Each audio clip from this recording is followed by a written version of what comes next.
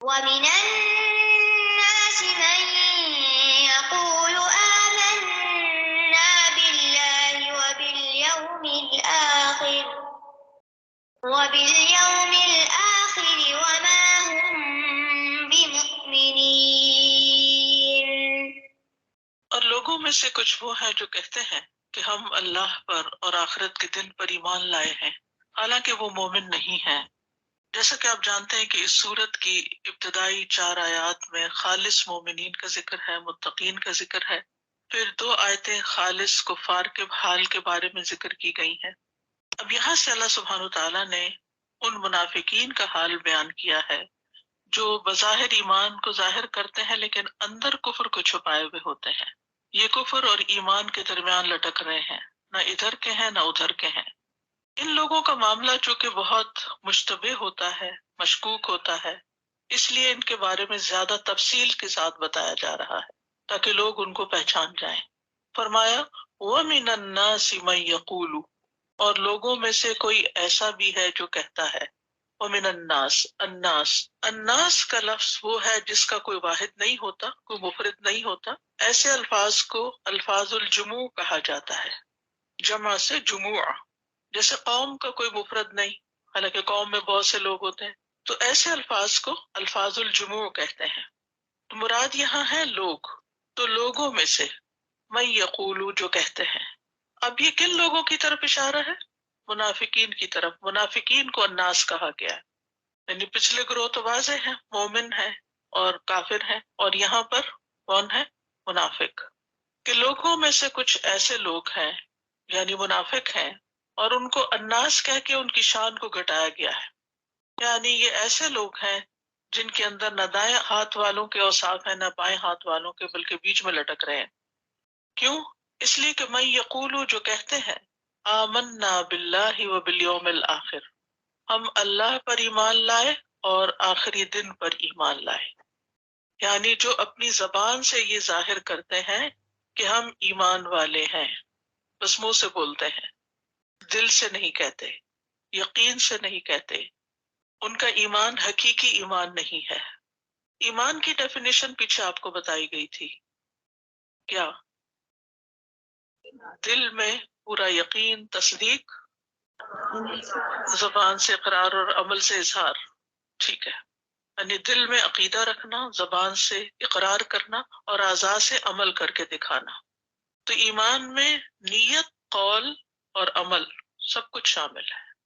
تو جو انسان دل سے تصدیق کرے لیکن زبان سے نہ بولے اور نہ عمل کرے، تو اس کا معاملہ جیسے ابو طالب کا معاملہ تھا، وہ دل سے یقین کرتے تھے یہ سچا دین ہے، لیکن زبان سے اقرار نہیں کیا اور نہ ہی اس کے مطابق عمل کیا، تو ایسے لوگوں کو دل کی تصدیق فائدہ نہ دے گی۔ اسی طرح صرف زبان سے اقرار بھی کافی نہیں کہ انسان صرف بولتا رہے اور اندر سے وہ مومن نہ ہو، جیسے یہ منافق ہیں، یہ ان کا حال ہے۔ اسی طرح وہ لوگ جو دل سے بھی یقین کریں اور زبان سے بھی بولیں لیکن عمل میں اظہار نہ کریں، یہ ایک تیسری کیٹیگری ہے ایسے لوگوں کی، جانتے ہیں ان کو، بہت عام ہے یہ، جن کا دل میں یقین پکا ہے کہ اللہ ہے، آخرت ہے، حساب کتاب ہونا ہے، سب کچھ بول کے بھی کہتے ہیں لیکن ان کا عمل اس کے مطابق نہیں۔ اس کے بارے میں حدیث میں بھی آتا ہے، رسول اللہ صلی اللہ علیہ وسلم نے فرمایا، اے ان لوگوں کی جماعت جو صرف اپنی زبان سے ایمان لائے ہو اور ان کے دلوں میں ایمان داخل نہیں ہوا، مسلمانوں کی غیبت مت کیا کرو اور ان کی عزت و آبرو کے درپے نہ ہوا کرو، اس لیے کہ جو کسی کی عزت کے درپے ہوتا ہے، یعنی کسی کی عزت خراب کرتا ہے، اللہ اس کی عزت کے درپے ہو جاتا ہے، اور اللہ جس کی عزت کے درپے ہو جائے تو اس کو اس کے گھر میں ہی رسوا کر دیتا ہے، یعنی اس کی شامت آئی کہ آئی۔ اور یہاں پر لفظ پھر یوم الآخر استعمال ہوا ہے، اس سے پہلے اس کے لیے کیا استعمال ہوا تھا؟ آخرہ، یوم الدین بھی آیا ہے اور آخرت مؤنث بھی آیا ہے، تو یوم کے ساتھ آئے تو آخر آئے گا، اور اگر ویسے آئے وَبِالْآخِرَةِ هُمْ يُوقِنُونَ تو مراد اس سے وہی قیامت کا دن ہے، یوم القیامہ ہے، کہ لوگوں میں سے کچھ ایسے لوگ ہیں جو زبان سے بس کہتے ہیں کہ ہم اللہ پر ایمان لائے اور آخری دن پر ایمان لائے، لیکن وما ہم بمؤمنین، وہ حقیقت میں مومن نہیں ہے، وہ اللہ سبحانہ تعالیٰ کے نزدیک ایمان والوں کی کیٹیگری میں شامل نہیں ہے، لہذا ایمان والوں کے لیے جو خوشخبریاں ہیں وہ ان کے لیے نہیں ہیں۔ اللہ سبحانہ تعالیٰ ان کی اس بات پر یقین نہیں کرتا اور ان کو جھوٹا قرار دیتا ہے۔ ایسے لوگ منافق کہلاتے ہیں۔ رسول اللہ صلی اللہ علیہ وسلم کی مکہ معظمہ سے مدینہ منورہ کی طرف ہجرت سے پہلے اور ہجرت کے بعد بھی کچھ عرصہ نفاق کا وجود نہیں تھا، ایسے لوگ نہیں تھے، یعنی منافق نہیں تھے۔ غزوہ بدر میں جب مسلمانوں کو کامیابی حاصل ہوئی تو مسلمانوں کے اب فیوچر کو دیکھتے ہوئے کچھ لوگ ان کے ساتھ شامل ہو گئے کہ ان جیسا بننے میں یا ان کے ٹرینڈز کو فالو کرنے میں بظاہر فائدہ ہے، لہذا ان جیسے بن جاؤ۔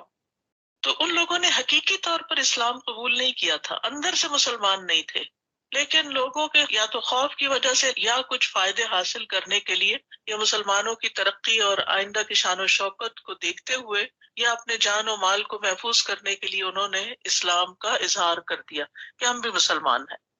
تو اللہ سبحانہ تعالیٰ نے مسلمانوں پر اپنی رحمت کرتے ہوئے انہیں آگاہ کر دیا کہ یاد رکھو ہر کوئی اقرار کرنے والا مسلمان نہیں ہے، تم میں ایسے لوگ بھی ہیں جو کہتے ہیں کہ وہ تم جیسے ہیں لیکن حقیقت میں وہ تم جیسے نہیں ہیں، ایمان والے نہیں ہیں۔ اور دوسری طرف منافقین کو بھی خبردار کرنا تھا کہ اللہ تعالیٰ کو تمہاری حرکتوں کا خوب پتہ ہے، اللہ جانتا ہے جو تم دھوکہ بازی کر رہے ہو، اور اللہ تعالیٰ اپنے مومن بندوں کو بھی آگاہ کر رہا ہے۔ تو یہ تیسری کیٹیگری منافقین کی ہے، اور منافق کا لفظ جو ہے یہ نفاق سے ہے، اور نفاق نفق سے ہے، اور نفق کہتے ہیں ٹنل کو، سرنگ کو جس کے دو سوراخ ہوتے ہیں، یعنی منافق وہ جو دو چہروں والا ہوتا ہے، دو رخا انسان ہوتا ہے، اندر سے کچھ اور باہر سے کچھ۔ اور منافق کا لفظ منافق کیوں ہے؟ عربی زبان میں نافقہ یربوع کو کہتے ہیں، جو جنگلی چوہا ہوتا ہے، وہ جب اپنا گھر بناتا ہے تو اس کا ایک دروازہ نہیں ہوتا صرف جانے والا، بلکہ نکلنے کے لیے بھی وہ ایک دو دروازے بنا لیتا ہے تاکہ اگر اس کو کوئی خطرہ ہو تو وہ دوسری طرف سے چھپ کے نکل جائے، یعنی اپنا تحفظ کرنے کے لیے ایمرجنسی ایگزٹ بھی اس نے بنایا ہوا ہے۔ اور اس راستے کو قاصعہ کہتے ہیں، ضرورت نہیں کبھی پڑھے تو پتہ ہو یہ کیا بات ہے۔ تو منافق بھی اسی طرح اسلام میں داخل ہوتا ہے، لیکن جب اسے کسی خطرے کا سامنا ہوتا ہے، کوئی مشکل حکم آ جاتا ہے تو پھر وہ کیا کرتا ہے؟ دوسری طرف سے نکل جاتا ہے۔ تو نفاق کیا ہوا؟ زبان کے ساتھ ایمان ظاہر کرنا اور دل میں کفر چھپانا۔ حذیفہ بن یمان سے منافق کے بارے میں پوچھا گیا تو انہوں نے کہا، منافق ایسا شخص ہے جو اسلام کا اظہار تو کرتا ہے لیکن اس پر عمل نہیں کرتا۔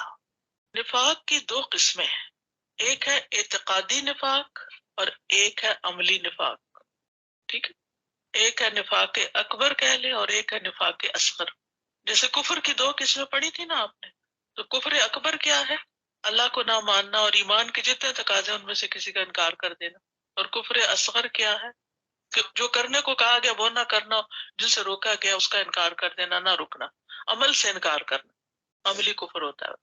تو نفاق بھی دو طرح کا ہے، ایک نفاق ہے جس میں انسان دل سے کافر ہوتا ہے، پکا کافر ہوتا ہے، دل اس کا بالکل یقین نہیں کرتا، یعنی اس کا عقیدہ ہی خراب ہے، اندر سے بگاڑ ہے اس کے، لیکن اوپر اوپر سے وہ کچھ ظاہر کرتا رہتا ہے، مسلمانوں والی باتیں کرتا ہے۔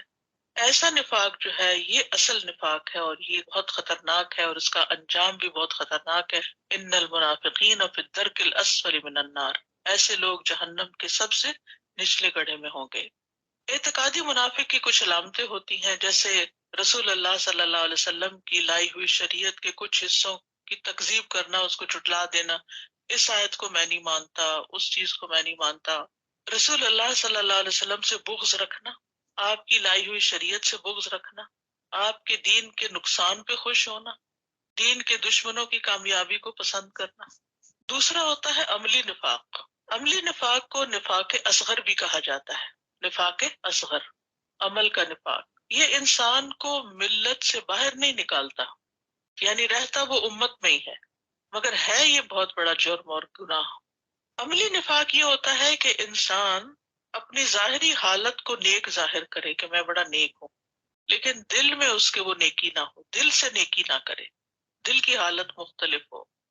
حقیقی ایمان ایسا نہیں ہوتا، حقیقی ایمان میں دل ساتھ شامل ہوتا ہے نیکی کرتے وقت، ٹھیک ہے، لیکن عملی نفاق اس کے برعکس ہوتا ہے۔ عملی نفاق کی کچھ علامات ہیں، جیسے نبی صلی اللہ علیہ وسلم نے فرمایا جس شخص میں 4 باتیں ہوں گی وہ خالص منافق ہوگا، اور یہ عملی منافق ہے، اور جس میں ان میں سے کوئی ایک بھی ہوگی اس میں نفاق کی ایک خصلت ہوگی، یہاں تک کہ وہ اس کو چھوڑ دے۔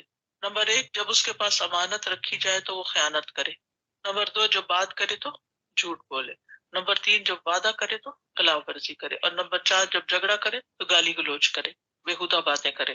منافقت کی یہ قسم جو ہے، یعنی جو جھوٹ بول دیتا ہے، دھوکہ دیتا اور یہ وعدہ خلافی وغیرہ کرتا ہے، یہ اس کو اسلام سے خارج نہیں کرتی۔ مثلا اگر کسی شخص نے جھوٹ بول دیا تو آپ یہ نہیں کہیں گے کہ یہ کافر ہو گیا، یہ نہیں ہو سکتا، وہ رہے گا مسلمان ہی، لیکن اس نے جو اس کبیرہ گناہ کا ارتکاب کیا ہے اس کو بھگتے گا، اس کی سزا ملے گی اس کو اگر اس نے توبہ نہ کی۔ تو نفاق ایک طرح سے کفر ہے، ٹھیک ہے۔ تو نفاق اگر دل کا نفاق ہو، عقیدے کا نفاق ہو، دل میں انسان اللہ کو نہیں مانتا، رسول اللہ کو نہیں مانتا صلی اللہ علیہ وسلم، تو وہ کیا کر رہا ہے؟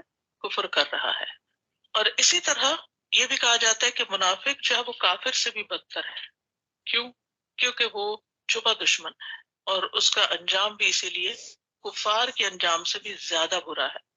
پھر اسی طرح آپ دیکھیے کہ اگر ایک شخص اقرار تو کرتا ہے کہ میں مسلمان ہوں، لیکن کام اس کے سارے ایسے ہیں کہ جو اسلام کے خلاف جاتے ہیں، تو یہ چیز بھی انسان کے لیے خطرناک ہے، اور اس کو اپنے رویے پر غور کرنا چاہیے کہ صرف زبانی کلامی لا الہ الا اللہ کا کہنا کافی نہیں، جب تک کہ انسان کے اندر اس کا یقین نہ ہو، اور جب تک کہ وہ عمل سے اس کی موافقت نہ کرے۔ موافقت کا مطلب ہے اس کے ساتھ میچ کرے۔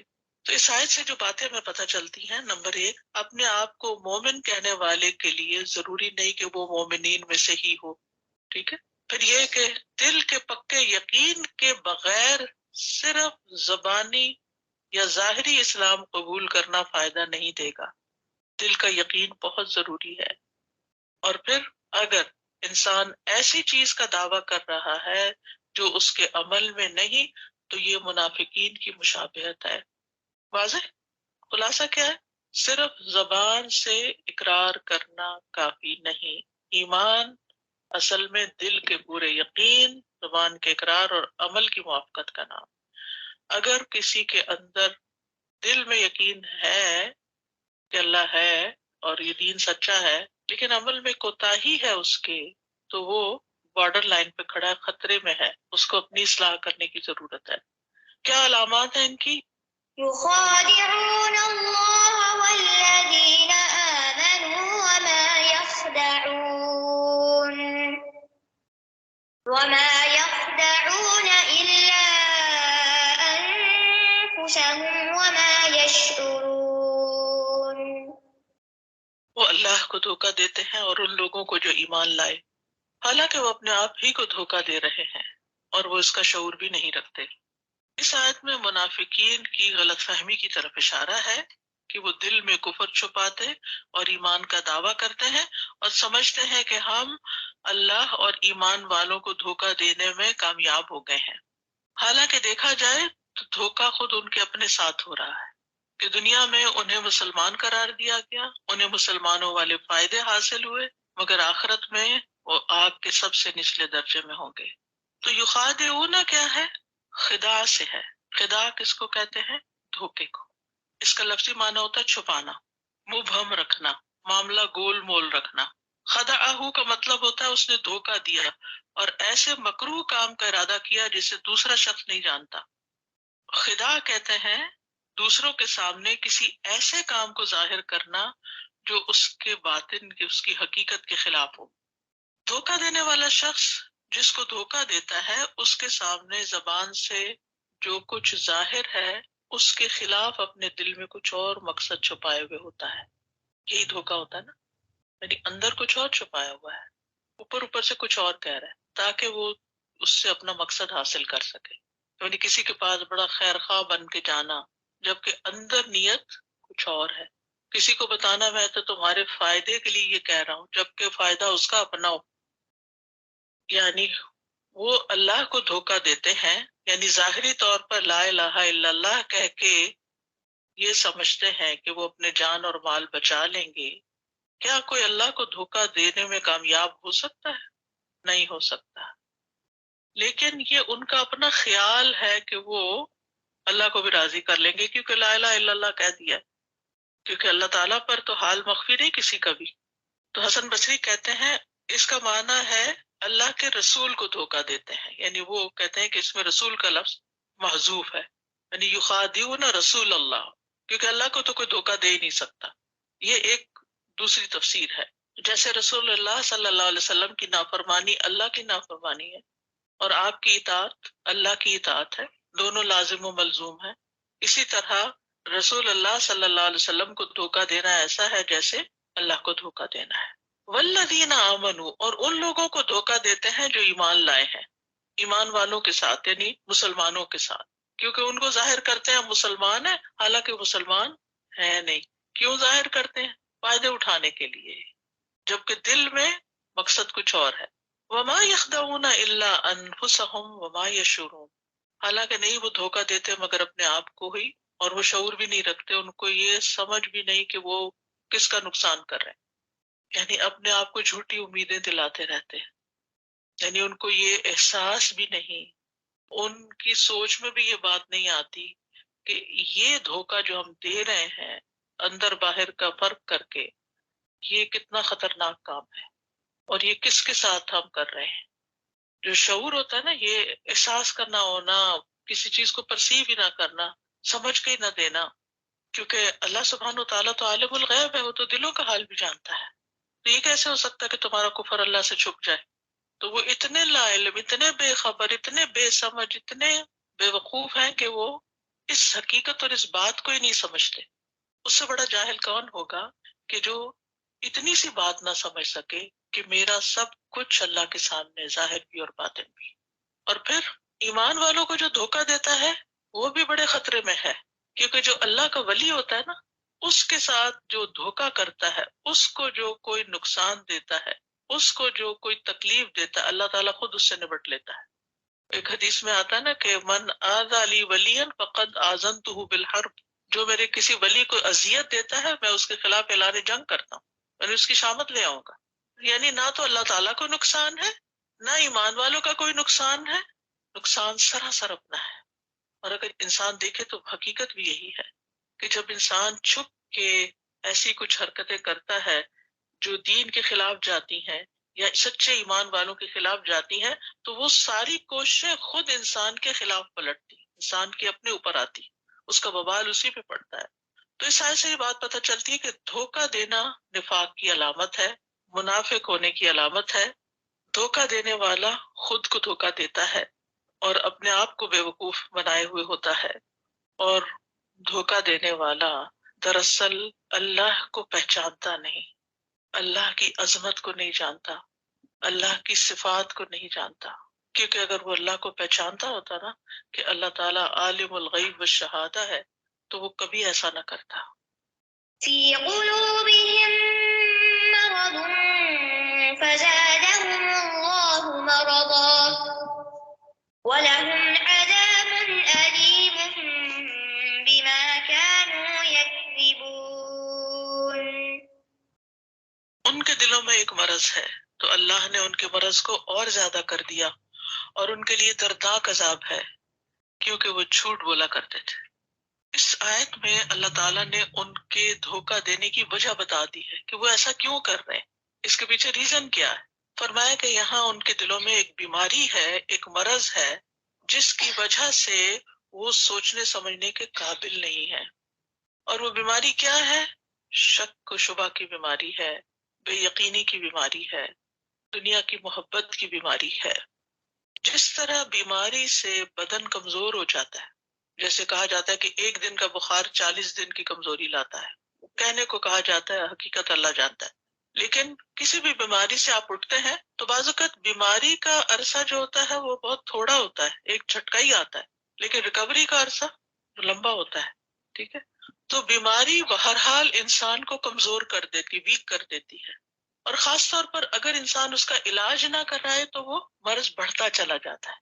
تو اس لیے فی قلوبہم مرض فزادہم اللہ مرضا، چونکہ انہوں نے بیماری اپنی کا علاج نہیں کیا ایمان کے ساتھ، لہذا اللہ نے ان کی بیماری اور بڑھا دی، اور الٹیمیٹلی ان کے لیے دردناک عذاب ہے، کیونکہ وہ اپنے آپ سے جھوٹ بولتے ہیں، بما کانوا یکذبون.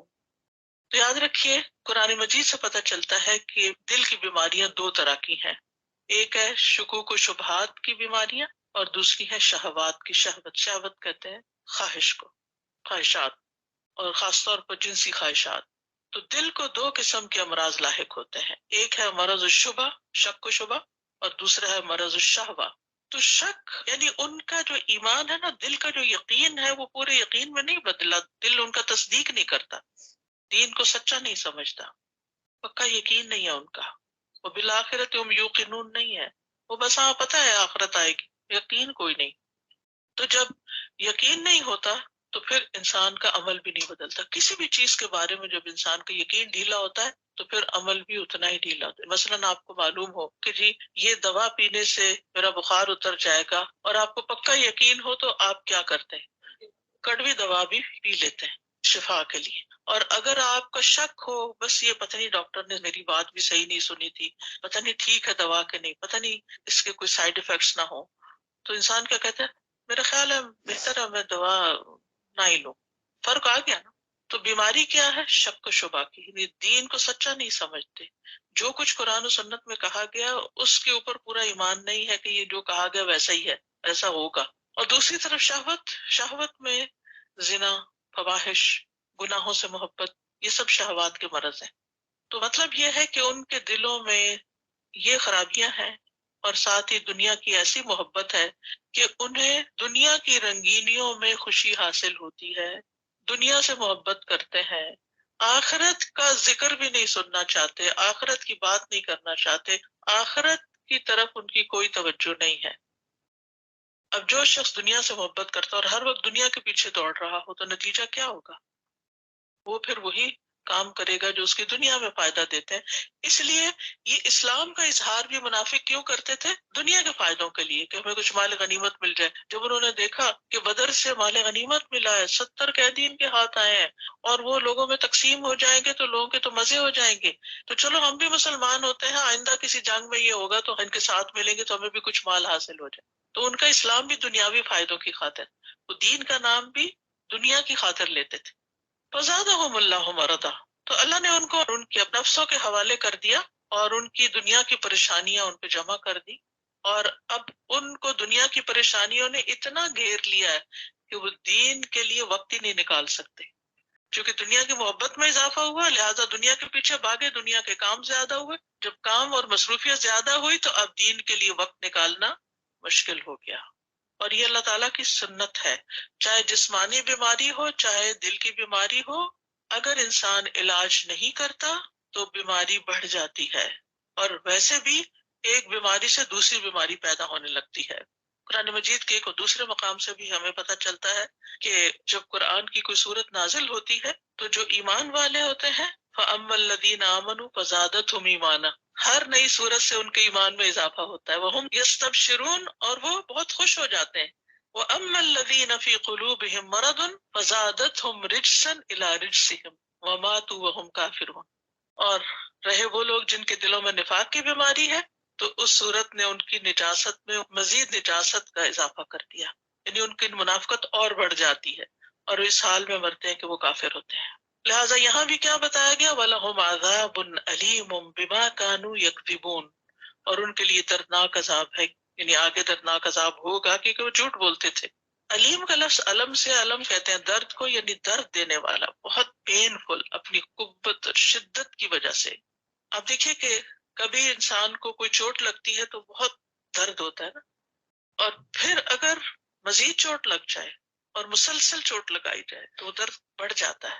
تو وہ چونکہ جہنم کے سب سے نچلے گڑھے میں ہوں گے اور تکلیف پر تکلیف بڑھتی چلی جائے گی. کلما ارادوا ان یخرجوا منها اعیدوا فیها، جب چاہے کہ باہر نکلے دوبارہ واپس ان کو دھکیل دیا جائے گا، اور سب سے نیچے سے تو نکلنا بھی بڑا مشکل ہوگا.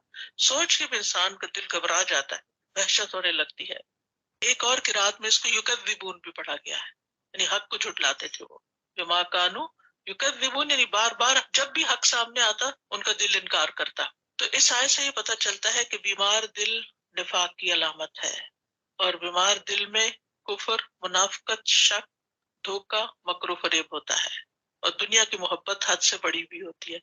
ایسا شخص اپنی دنیا کو اپنے دین پر ترجیح دیتا ہے۔ ایمان کا تعلق بھی دل سے ہی ہوتا ہے، اور ایمان دلوں میں پرانا بھی ہو جاتا ہے۔ حدیث میں آتا ہے، رسول اللہ صلی اللہ علیہ وسلم نے فرمایا، یقیناً ایمان تمہارے پیٹوں میں اس طرح پرانا ہو جاتا ہے جیسے کپڑا پرانا ہو جاتا ہے، بس تم اللہ سے سوال کیا کرو وہ تمہارے دلوں میں ایمان کی تجدید کرتا رہے، یعنی اللہ سے دعا کیا کرو کہ ایمان ریفریش ہوتا رہے، زیادہ ہوتا رہے، انکریز ہوتا رہے۔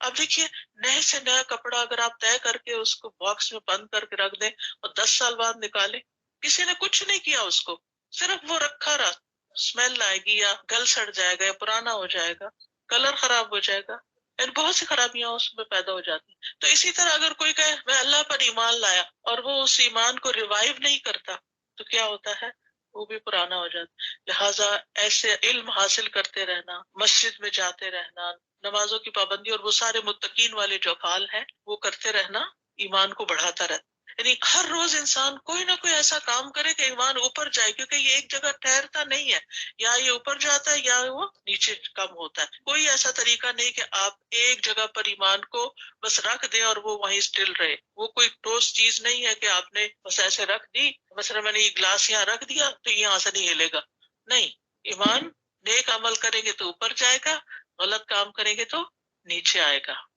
اور دل کی حالتیں بھی بدلتی رہتی ہیں۔ حذیفہ رضی اللہ عنہ کہتے ہیں دلوں کی 4 اقسام ہیں۔ غلاف میں لپٹا ہوا دل یہ کافر کا دل ہے، ٹیڑھا دل یہ منافق کا دل ہے، ملاوٹ کے بغیر دل گویا اس میں چراغ چمک رہا ہے یہ مومن کا دل ہے، جس کی مثال سورۃ النور میں۔ اور ایک دل وہ ہوتا ہے جس میں ایمان بھی ہوتا ہے، نفاق بھی ہوتا ہے، تو ملا جلا، ایمان بھی ہے نفاق بھی ہے، کبھی ایک چیز اوپر آتی ہے کبھی دوسری آتی ہے۔ بس ایمان کی مثال یوں ہے جیسے کوئی درخت ہو جس کو پاکیزہ پانی مدد دیتا ہو، اور نفاق کی مثال ایسے ہے جیسے پھوڑا پنسی ہو جس کو پیپ اور خون مدد دیتا ہو۔ بس ان دونوں میں سے جو بھی دل پہ غالب آ جائے وہی حالت غالب ہوگی۔ تو حق نہ ماننے پر مرض مزید بڑھتا ہے۔ تو دلوں کو بیمار کرنے والے بھی کچھ اعمال ہوتے ہیں، ان میں سے ایک ایمان لا کر کفر کے راہ پہ چلنا، ٹھیک ہے، اللہ کی آیات سے اعراض کرنا۔ کل مجھ سے کسی نے پوچھا اعراض کیا ہوتا ہے؟ اعراض ہوتا ہے روگردانی کرنا، منہ موڑنا، سنی ان سنی کر دینا، گویا یہ میرے لیے نہیں ہے، یہ میری بات نہیں ہو رہی۔ صحابہ میں سے 40 ایسے تھے جو اس بات کا خوف رکھتے تھے کہ کہیں ہمارے اندر کوئی منافقت والی بات تو نہیں آ گئی، وہ اپنے اوپر نفاق کا خوف رکھتے تھے۔ ہم میں سے آج تک کسی نے کوئی ایسی بات نہیں سوچی کہ کہیں میرے اندر تو نہیں منافقت۔ تو اللہ کی آیات سے منہ موڑ لینا، یا تو سننا ہی نہیں، یا سن کے سنی انسنی کر دینا، غفلت میں پڑے رہنا اور اس کا احساس بھی نہ ہونا، لاہیتن قلوبہم، اللہ کے ذکر سے روگردانی کرنا۔ رسول اللہ صلی اللہ علیہ وسلم نے فرمایا اس شخص کی مثال جو اپنے رب کو یاد کرتا ہے اور جو اپنے رب کو یاد نہیں کرتا زندہ اور مردہ جیسی ہے۔ پھر جھوٹ بولنا، دنیا کی محبت دل کو کمزور کرنے کا باعث بنتی ہے، دنیا کی محبت۔ پھر برا اخلاق، یہ بھی منافقت کی علامت ہوتی ہے، جھگڑے میں گالیاں دینا۔ پھر دلوں کو بگاڑنے والے 5 اور کام بھی ہیں۔ ابن القیم کہتے ہیں دل کو بگاڑنے والے 5 کام ہیں۔ نمبر 1، لوگوں سے زیادہ گل مل کے رہنا، ہر وقت لوگوں کے بیچ میں رہنا، ٹو مچ سوشلائزنگ۔ نمبر 2، خواہش پرستی، بس وہ کام کرنا جس کا دل چاہ رہا ہو، اور جو زیادہ امپورٹنٹ کام وہ چھوڑ دینا۔ دل چاہ رہا کھانے کو، اٹھ کے کھانا شروع کر دینا چاہے وقت ہے یا نہیں، اور کھانے میں بھی بس جنک کھا لینا کیونکہ جو صحیح فوڈ ہے وہ دل کو نہیں لگ رہی۔ اسی طرح اللہ کے علاوہ کسی دوسرے سے اتنی محبت کرنا جتنی اللہ سے محبت کی جاتی، یعنی کسی بھی چیز، انسان ہو، مال ہو، کچھ بھی ہو دنیا کا، اس کی محبت اللہ کی محبت سے بڑھ جائے۔ پھر زیادہ کھانا اور زیادہ سونا، آرام طلب ہونا، یہ 5 چیزیں دل کو خراب کرنے والی چیزوں میں سب سے بڑی چیزیں ہیں۔ بعض سلف کہتے ہیں 2 خصلتیں دل کو سخت کر دیتی ہیں، زیادہ بولنا اور زیادہ کھانا پینا۔ یہاں پر خاص صفت جو منافقین کی اس آیت میں بتائے گی وہ کیا ہے؟ بالکل صحیح کا، جھوٹ بولنا۔ یہ جڑ ہے منافقت کی، کیونکہ منافق دھوکہ بھی دیتا ہے، اس میں بھی جھوٹ پایا جاتا ہے۔ منافق وعدہ خلافی کرتا ہے، اس میں بھی جھوٹ ہوتا ہے۔ منافق امانت پہ خیانت کرتا ہے، اس کے پیچھے بھی جھوٹ ہوتا ہے۔ ٹھیک ہے. منافق کسی کو گالی دیتا وہ بھی جھوٹ ہی ہوتی ہے. آپ کسی کو نعوذ باللہ کسی کو کتا کہتے وہ کتا تھوڑی ہوتا ہے, تو غلط بیان ہی کر رہا ہے. ٹھیک ہے نا. تو منافقت کی جڑ جھوٹ میں ہے. جب تک جھوٹ نہیں انسان سے نکلتا اس وقت تک نفاق ختم نہیں ہوتا. اور نبی صلی اللہ علیہ وسلم نے بھی منافق کی جو علامات بتائی ہیں ان میں سے سب سے پہلی صفت جھوٹ ہے. حضرت ابو بکر فرماتے تھے اے لوگو جھوٹ سے اپنے آپ کو بچاؤ کیونکہ جھوٹ ایمان کے مخالف ہے. جھوٹ اور ایمان ایک دل میں جمع نہیں ہوتے. رسول اللہ صلی اللہ علیہ وسلم نے فرمایا 3 خصلتیں جس میں ہو وہ منافق ہے, خواہ وہ نماز پڑھتا ہو, روزہ رکھتا ہو اور اپنے آپ کو مسلمان سمجھتا ہو. جب بات کرے تو جھوٹ بولے, وعدہ کرے تو وعدہ خلافی کرے, جب امانت رکھوائی جائے تو خیانت کرے. نبی صلی اللہ علیہ وسلم کے نزدیک سب سے زیادہ نفرت والی اور بغض والی بات جھوٹ تھی. جب کوئی جھوٹ بولتا تو آپ کا رویہ اس سے بدل جاتا تھا جب تک وہ اصلاح نہ کر لیتا. نبی صلی اللہ علیہ وسلم نے فرمایا کسی دل میں جھوٹ اور سچ جمع نہیں ہو سکتے.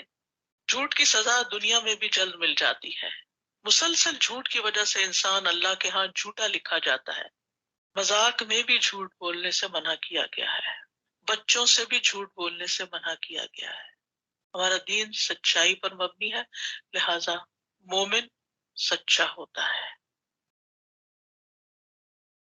بس 2 چیزیں, 2 بھی کیا بلکہ ایک چیز اگر ہم آج کی تفسیر میں سے سیکھ لیں, جب استاذہ بات کہیں گے جھوٹ, اس کو اگر ہم اپنی زندگی سے نکال دیں, ہر چھوٹا اور بڑا جھوٹ, ایون کہ جو زبان میں مبالغہ آرائی ہوتی ہے وہ بھی جھوٹ میں شامل ہے. جیسے فار ایگزامپل بچوں کہتے ہیں میں نے 50 دفعہ تمہیں آواز دی ہے, 50 دفعہ نہیں دی ہوتی. تو ہر وہ بات جو زبان سے نکل رہی ہے اس کو فرشتے لکھ رہے ہیں, اور وہ دیکھ رہے ہیں کہ یہ جو بول رہا ہے وہ حقیقت میں سچ ہے, اگر نہیں ہے تو ظاہر ہے پھر جھوٹ میں لکھا جائے گا. تو اگر ہمیں اپنی زبانوں کو جھوٹ سے پاک کر لیں تو آئی تھنک اس سے بڑی تو پھر کوئی اچیومنٹ نہیں ہے.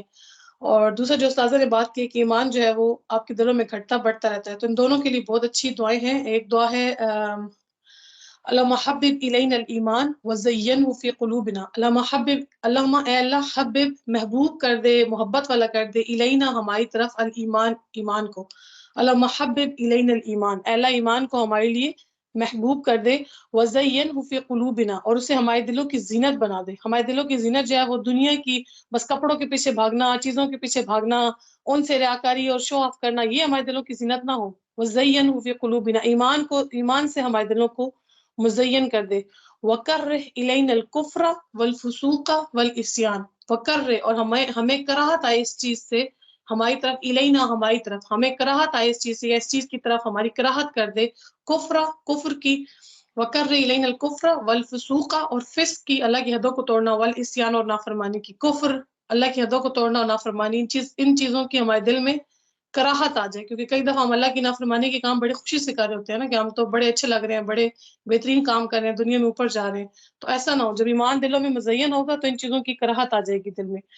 اللہم حبب الینا الایمان وزینہ فی قلوبنا وکرہ الینا الکفر والفسوق والعصیان وجعلنا من الراشدین, اور ہمیں راشدین میں سے بنا دے, رشد پانے والوں میں سے, ہدایت پانے والوں میں سے بنا دے. آئی تھنک میں اگر مکس نہیں کہی تو بیسیکلی قرآن کی آیت ہے جس میں ایمان والوں کی بات کی گئی, مجھے وہ ڈیٹیل سے یاد نہیں ہے, اور اسی کے الفاظ سے ملتی جلتی پھر یہ دعا ہے. تو اس کو آپ یاد کر سکتے ہیں, یا اگر نہیں ہو تو میں انشاءاللہ ریٹن میں چیک کرتی ہوں, میں پھر گروپ میں سینڈ کر دیتی ہوں, آپ لوگ دیکھ کے پڑھ لیں. اور دوسری دعا ہے جو ہم کلاس میں پڑھتے بھی رہتے ہیں, اللہم طہر قلبی من النفاق وعملی من الریا ولسانی من الکذب وعینی من الخیانہ فإنک تعلم خائنۃ الاعین وما تخفی الصدور. اللہم اے اللہ طاہر قلبی, طاہر کیا ہوتا ہے, طہارت کرنا, پاک کرنا, قلبی میرے دل کو, اے اللہ میرے دل کو پاک کر دے, من النفاق نفاق سے پاک کر دے, وعملی من الریا اور میرے عمل کو ریا سے, ریاکاری سے میرے اعمال کو پاک کر دے. اللہم طہر قلبی من النفاق وعملی من الریا ولسانی اور میری لسان کو, میری زبان کو, من الکذب کذب سے, جھوٹ سے میری زبان کو پاک کر دے. وعینی اور میری عین کو, عین کیا ہوتا ہے, عین جیسے اردو میں نام بھی آپ رکھتے ہیں نور العین, آنکھوں کا نور, تو وہ عین کہتے ہیں آنکھ کو. وعینی اور میری آنکھ کو, من الخیانہ خیانت سے, میری آنکھوں کو خیانت سے پاک کر دے, میری زبان کو جھوٹ سے پاک کر دے, میرے دل کو منافقت سے پاک کر دے, میری آنکھ کو خیانت سے پاک کر دے, میرے اعمال کو ریاکاری سے پاک کر دے. فإنک تعلم کیونکہ بے شک تو جانتا ہے, خائنۃ الاعین آنکھوں کی خیانت کو بے شک تو جانتا ہے. انسان تو آپ کے ارد گرد نہیں دیکھ رہے ہوتے, آپ کی نظریں کہاں جا رہی ہیں, آپ کیا دیکھ رہے ہیں, لیکن کئی دفعہ وہ دیکھتے ہیں, کئی دفعہ نہیں دیکھتے, لیکن اللہ تعالیٰ تو جانتا ہے.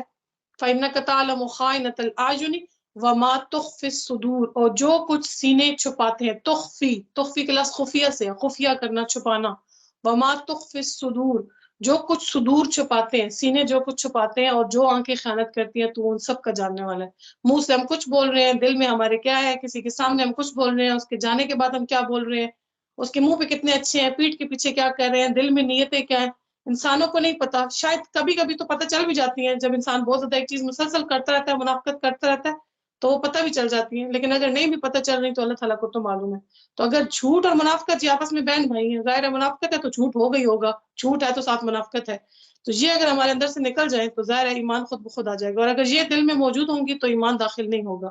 تو اللہ تعالیٰ ہمیں ان لوگوں میں شامل کر دے جن کے دلوں میں ایمان مزین ہو، اور اللہ تعالیٰ ہماری زبانوں کو جھوٹ سے اور دلوں کو منافقت سے پاک کر دے، اور جو کچھ بھی پڑھا ہے سمجھے اللہ تعالیٰ اس پہ عمل کرنے کی توفیق عطا فرمائے. ایک چیز ذہن میں رکھیں، کبھی بھی میں پہلے دعا پڑھ دیتی ہوں کہ کلاس کا ٹائم آپ کا پورا ہو گیا. سبحانک اللہم و بحمدک نشہد ان لا سبحانک اللہم و بحمدک اشہد ان لا الہ الا انت استغفرک و اتوب الیک. اللہم احسن عاقبتنا فی الامور کلہا واجرنا من خزی الدنیا وعذاب الاخرہ. آمین یا رب العالمین. ایک چیز ذہن میں رکھیے گا کہ جب ہم کبھی لوگوں کے ساتھ بات کرتے ہوئے، میرے ساتھ خود ایسا ہوتا ہے کئی دفعہ، مجھے ہوتا ہے نا کچھ لوگوں کی بڑی اچھی پہچان ہوتی ہے، مجھے اتنی زیادہ پہچان نہیں ہے لوگوں کی، لیکن مجھے فیل ہوتا ہے اگر کوئی بندہ بہت زیادہ میٹھا بن رہا ہو نا آپ کے سامنے، بہت ہی اچھا بن رہا ہو، جسے پنجابی میں ایک ملاوڑا بھی اس کے لیے ہم استعمال کرتے ہیں، 90% آپ دیکھیں گے وہ شخص منافق ہوگا. اور آپ آگے قرآن میں پڑھیں گے منافقین کی یہ صفات آپ پڑھیں گے کہ وہ باتیں کرتے ہیں تو ایسی لچھے دار باتیں کرتے ہیں کہ لوگوں کو جیسے اپنے جال میں پھنسا دیں. صحابہ کرام ایسے نہیں کرتے تھے. اس کا یہ مطلب نہیں آپ لوگوں سے بد اخلاقی کریں، مطلب اتنی اچھے بنے جتنے آپ ایکچوئل میں ہیں. اوور ایکٹنگ نہ کریں لوگوں کے سامنے کہ اتنا اچھا بننا، میں ابھی آپ کو یاد کر رہا تھا، میں ہر وقت آپ کو یاد کرتا رہتا ہوں، میں آپ کی بات کرتا ہوں، میں آپ کو چاہے زندگی میں کبھی اس کا نام نہ لیا ہو. تو اس طرح کی جھوٹی باتوں سے لوگوں کو امپریس کر سکتے ہیں. لوگ بھی 2 بار ہوں گے، اس کے بعد لوگوں کو پتہ چل جائے گا بھائی اتنا فارغ کون ہے آج کل کے دور میں جو ہر وقت آپ کو یاد کرتا رہے. تو اس طرح کی بہت زیادہ جو ہوتی ہے نا چیزیں، حد سے زیادہ، اس کو بھی مبالغہ آرائی بھی کہیں گے، اور ظاہر جھوٹ بھی کہیں گے، اور منافقت بھی کہیں گے. تو اس طرح کی چیزیں اگر ہماری لائف میں شامل ہیں تو ہم نے ان کو، اگر آپ قرآن پڑھنے والے ہیں تو آپ نے ان کو نکالنا. آپ صحابہ کرام کو دیکھیں گے سیدھی سیدھی بات کرتے تھے. اور ایسا شخص جس کی میں بات کر رہی ہوں، جس کے اندر یہ صفات ہوں گی، وہ کبھی کسی کی برائی دیکھے گا، دین کے خلاف اس کو عمل کرتے ہوئے دیکھے گا، وہ اتنی جرت نہیں رکھتا ہوگا کہ اس کو منہ پہ منع کرے، لیکن پیٹھ کے پیچھے اس کی باتیں بنائے گا. صحابہ کرام کو آپ دیکھیں گے وہ کیا کریں گے، وہ لوگوں کے ساتھ اچھے اخلاق سے پیش آئیں گے، لیکن جہاں پہ وہ دین کے خلاف بات کرنے مطلب ہوتی دیکھیں گے تو وہ منع کریں گے، اچھے طریقے سے منع کریں گے، ورنہ اگر انہیں ضرورت پڑی تو وہ سختی سے بھی منع کریں گے. لیکن جو شخص منافق ہوتا ہے، لوگوں میں صرف اپنی ایک لوگوں کی گڈ بکس میں رہنا چاہتا ہے، وہ یہ کام نہیں کر سکتا. تو نارمل رہیں، نارمل بیہیویئر رکھیں. بہت زیادہ ایکسٹرا اچھا بننے کی جو ایکٹنگ ہوتی ہے نا، اس میں لوگوں کو بھی بعد میں پتہ چل جاتا ہے کہ یہ شخص اندر سے ایسا نہیں ہے. تو زیادہ تر ایسا ہوتا ہے کہ اگر آپ کسی ایسے شخص سے آپ کی ملاقات ہوتی ہے جو بہت زیادہ مطلب محبتیں نچھاور کر رہا ہے، ایسے جس کی کوئی وجہ نہیں بنتی، تو آپ کو بھی فیل ہوتا ہے کہ یہ ایک ریئل چیز نہیں ہے نا، یہ ایک حقیقت نہیں ہے. تو نارمل رہیں. صحابہ کرام کی سیرت پڑھیں، نبی صلی اللہ علیہ وسلم کی سیرت پڑھیں، وہ نارمل. نبی صلی اللہ علیہ وسلم سے زیادہ تو خوش اخلاق کوئی تھا ہی نہیں، آپ صلی اللہ علیہ وسلم سے زیادہ اسمائل کرنے والا کوئی نہیں تھا. لیکن جھوٹ نہیں بولنا، منافقت نہیں کرنی، مبالغہ آرائی نہیں کرنی، اتنی بات کرنی ہے جتنی حقیقت میں ہے. اور جن لوگوں کے سامنے آپ اتنے اچھے بن رہے ہیں، گھر میں زیادہ تر یہ تب ہوتا ہے جب ہم کسی گھر جاتے ہیں، گھروں میں مہمان آتے ہیں، تو جتنے اچھا آپ ان کے سامنے بن رہے ہیں، ان کے جانے کے بعد ہائی اس کے تو بچے اتنے بدتمیز تھے، انہوں نے تو کچرا مچا دیا گھر میں، یہ تو ان کے بچے کھانا کتنا کھاتے ہیں، مطلب کوئی بھی بات آپ کر سکتے ہیں، جو بھی بات منہ سے نکل جائے. تو جتنا اچھے آپ ان کے سامنے بن رہے تھے، ان کے جانے کے بعد اگر آپ نے کوئی برائی دیکھ بھی لی ہے تو پھر آپ اپنی زبان کو خاموش رکھیں. یہ جب ابھی ہم نے پیچھے حسن اخلاق میں وہ گفتگو کے لیکچرز سنے ہیں، تو وہ کتنا، جیسے تازہ نے کہا نا ایمان اوپر نیچے ہوتا رہتا ہے، تو کتنا اثر ہو رہا تھا. ایسا لگ رہا تھا کہ بس آج کے بعد تو ہماری زبانوں سے کوئی غلط بات نہیں نکلے گی. لیکن کچھ دن گزرے اور ہمیں وہ باتیں بھولنا شروع ہو گئی. تو یہ وہی بات ہے کہ وہ کیوں بھولنا شروع ہوگی، کیونکہ ایمان کمزور ہونا شروع ہو گیا تھا. تو ایمان کی تجدید کے لیے، اس کو زندہ رکھنے کے لیے ہر روز اپنے آپ کو قرآن سے جوڑنا پڑے گا. قرآن کے علاوہ یا حدیث کے علاوہ یا سیرت رسول کے علاوہ کوئی ایسی چیز نہیں ہے جو آپ کے دلوں میں ایمان کو زندہ رکھے. ہاں، نیک لوگوں کی صحبت ہے، اچھے لوگوں میں اٹھنا بیٹھنا، نیک لوگوں کی جو صحبت ہے وہ آپ کے دلوں میں ایمان کو زندہ رکھے گی. تو یہ کچھ چیزیں ہیں جس بھی طریقے سے آپ ہر شخص کا معاملہ مختلف ہے. اگر آپ کو دعا میں زیادہ وقت دینے سے، نماز دھیان سے پڑھنے سے، قرآن کے ساتھ وقت دینے سے، نیک لوگوں میں بیٹھنے سے، جس چیز سے بھی آپ کا ایمان، یہ سب ایمان کو بڑھانے والی ہے. تو یہ روزانہ کی آپ سمجھ لیں کہ آپ کے موبائل کی چارجنگ جو ہے نا وہ ہر روز نیچے ہو جاتی ہے. تو اگر آپ نے اپنے آپ کو چارج کرنا ہے تو آپ کو یہ کام کرنے پڑیں گے، ورنہ اخلاقی برائیاں جو ہے وہ جڑی بوٹیوں کی طرح وہ پھر سے آپ کے اندر آنا شروع ہو جائیں گی. یہ نہیں ہو سکتا کہ آپ کہیں میں نے ایک دن پڑھ لیا غیبت حرام ہے تو آج کے بعد تو میں نے غیبت کرنی ہی نہیں ہے. بہت مشکل ہے. ہم آج کے دور کے جو ہم لوگ ہیں، ہم لوگوں کے لیے تو بہت ہی مشکل ہے. ٹھیک ہے، وہ پہلے زمانے میں کوئی بہت ہی بڑے امام بخاری جیسے متقی ہوں جو ایک بار سن لے کہ غیبت حرام ہے اور اس کے بعد زندگی بھر غیبت نہ کرے، تو ہم میں سے آج ایسا کوئی بھی اتنا متقی نہیں ہے. تو اپنے آپ کو چارج کرنے کے لیے، اپنی بیٹری ایمان کی چارج کرنے کے لیے ہر روز اپنے آپ کو قرآن کے ساتھ، نماز کے ساتھ، اللہ کے ذکر کے ساتھ جوڑنا پڑے گا. ٹھیک ہے جی. اب بس آپ اپنی عمل کی یہ بات رکھ لیں کہ میں نے اپنے آپ کو آج نوٹس کرنا ہے کہ میں چھوٹی سے چھوٹی زبان سے جو جھوٹ کی بات نکال رہی ہوں. جھوٹ کی تعریف کیا ہے؟ جو خلاف حقیقت بات ہو. میں جو بھی بات کروں وہ حقیقت پر مبنی ہو، اس میں کوئی بھی جھوٹ نہیں ہونا چاہیے. بچوں سے بھی جھوٹ نہیں کہ میں باہر جا رہی ہوں تو میں ڈاکٹر کے پاس جا رہی ہوں اور میں انجیکشن لگوانے. جب بچے 2 دن سنیں گے، تیسرے دن بچے کو پتہ چل جائے گا کہ ماں جھوٹ بول رہی ہے. اور سب سے بڑا نقصان کیا ہوگا؟ پہلا نقصان یہ بچے کا ماں سے اعتبار اٹھے گا. دوسری بات جو اس سے زیادہ بڑا نقصان ہے، بچہ آپ سے جھوٹ بولنا سیکھ رہا ہے، آپ نے اس کو بتایا کہ جھوٹ کیا ہوتا ہے. ٹھیک ہے، تو یہ جھوٹ جو ہے اس کو ہم نے اپنی زندگی سے نکالنا ہے. جھوٹ ایمان کے ساتھ دل میں جمع نہیں ہوگا. ٹھیک ہے نا. تو اس چیز کو ہم نے اس کے اوپر محنت کرنی ہے کہ چھوٹی سے چھوٹا اپنی لائف میں کوئی بھی پوائنٹ ہے، کوئی بھی بات ہے، کوئی بھی بات نکالنے لگے منہ سے، تو نوٹس کرنا ہے کہ کہیں یہ میری بات یا کوئی عمل بھی ایسا ہو سکتا ہے، میرا یہ عمل یا میری یہ بات جو ہے وہ کہیں جھوٹ میں تو نہیں آتی. ٹھیک ہے جی. اللہ تعالیٰ ہمیں اس پہ عمل کرنے کی توفیق عطا فرمائے. سبحانک اللہم و بحمدک، اشہد ان لا الہ الا انت، استغفرک واتوب الیک. ربنا آتنا فی الدنیا حسنۃ وفی الآخرۃ حسنۃ وقنا عذاب النار. آمین یا رب العالمین. اللہم صلی وسلم علی نبینا محمد. السلام علیکم ورحمۃ اللہ وبرکاتہ.